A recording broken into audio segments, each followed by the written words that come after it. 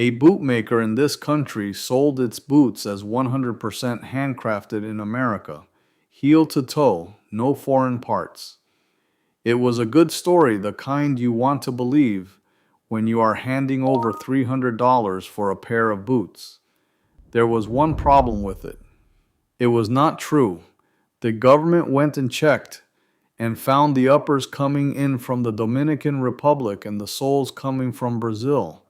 So here is the question that ought to be sitting in your gut right now. If a company will lie straight to your face about something that easy to check, what is that flag stamped on the side of your boots even worth? These are not sneakers we are talking about. These are the boots you stand in for 10 hours a day, the ones you bet your knees on and your back and your footing the next time you are up on a wet ladder with a load in your arms. You did not buy a fashion item off that shelf. You bought the one piece of gear standing between you and the concrete, and the company that sold it to you lied about where it came from, and it is about to lie about how long it will last. I am going to fix that today. By the end of this, you will know what a work boot is worth and how to read the truth right off the box. Let me put that lie in hard numbers because it just happened and it is not some reviewer's hot take.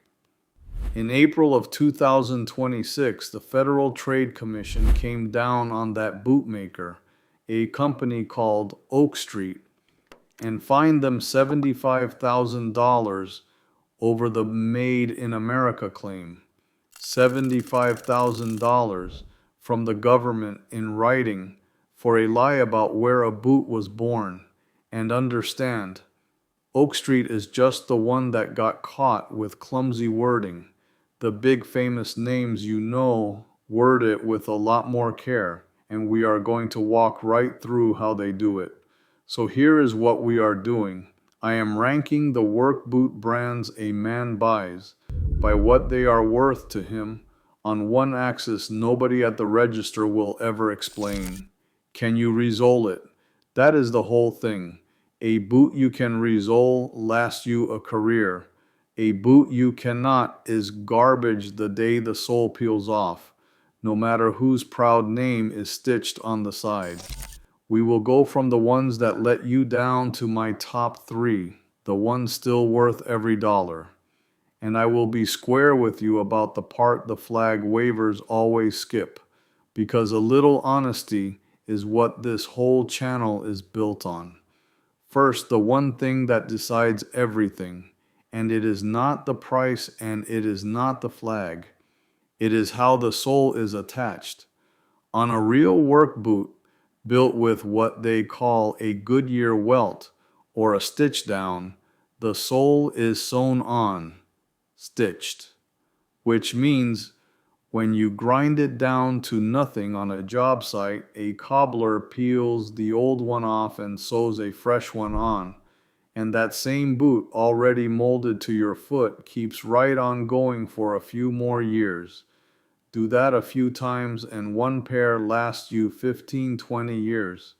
Now the other kind.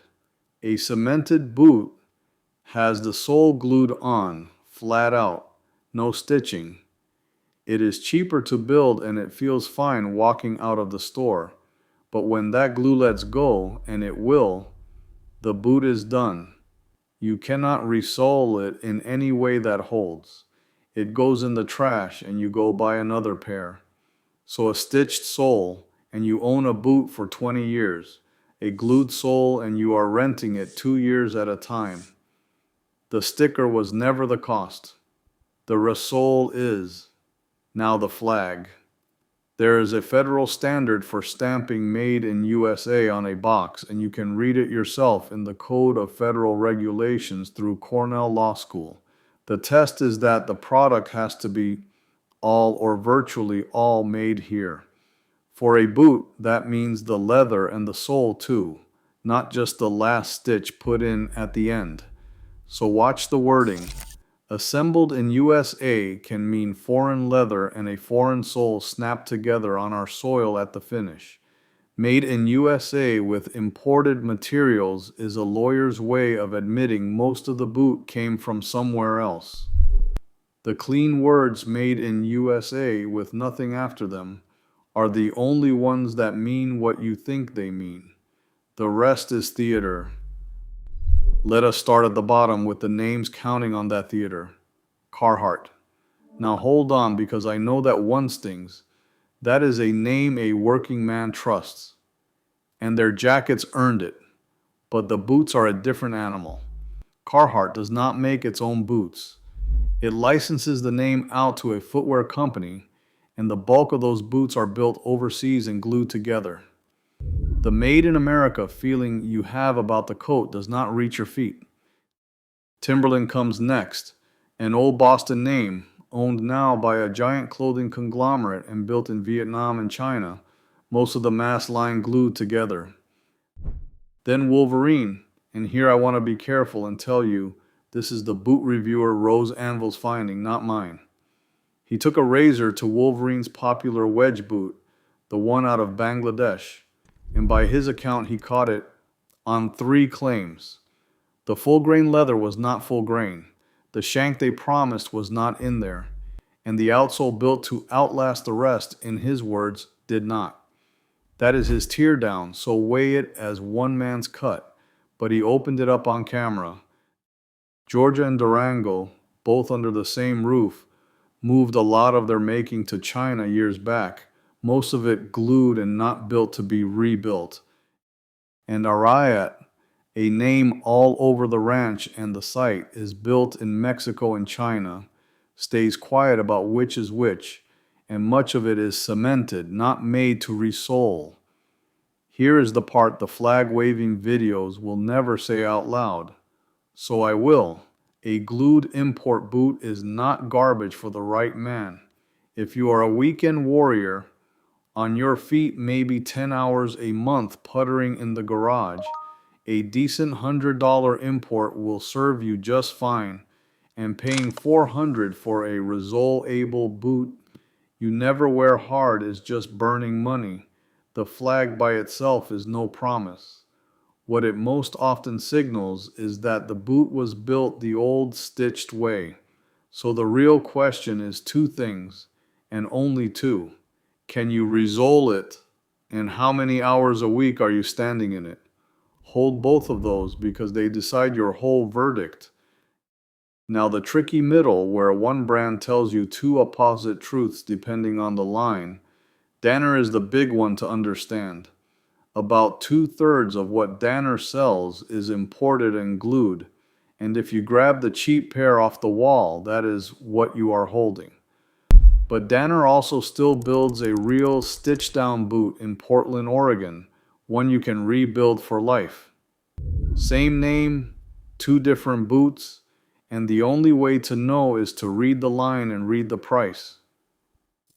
Red Wing runs the same split. Their heritage line, the Iron Ranger and its cousins, is made in Minnesota, Goodyear-welted, resolable, and worth it. But their Irish setter line is built in Vietnam and China. One company, one logo, and the flag only tells the truth on half the shelf. Chippewa plays it the same way with just one made in USA line that is the genuine article. A real boot too, just not one of my top 3. Quick one before the top 3, and I want to hear this from you. What are you standing in right now? How many years have they lasted you? And have you ever once had a pair resoled instead of tossed? Drop it down in the comments because a real boot and a real mileage count means more than any list I could read you, and I go through every one. Now the top. The boot still made here and still built to be rebuilt. In 3rd place, Red Wing Heritage. Made in Minnesota, Goodyear-welted. And Red Wing runs its own tannery and its own repair shop. So a resole runs you around $150 and comes back like new. It leans a little heritage and it runs about $350, but it is the real thing. In 2nd place, the boots that outlive the man wearing them. The Spokane stitchdown makers, Nicks and Whites, with JK and Wesco right beside them. hand built in the Pacific Northwest, resolable forever, the kind of boot a logger or an ironworker hands down to his kid. The catch is they start around $500, and you often wait while they build yours to order. Worth every penny for the man who needs them. Not every man needs them. And before I give you the top spot, kill two ideas. First, that a famous American boot name means it is still made here. You know better now. You read the line, not the logo. Second, that the pricey boot is the worth it boot by default. It is not. A cheap stitched boot beats a costly glued one every single day of the week.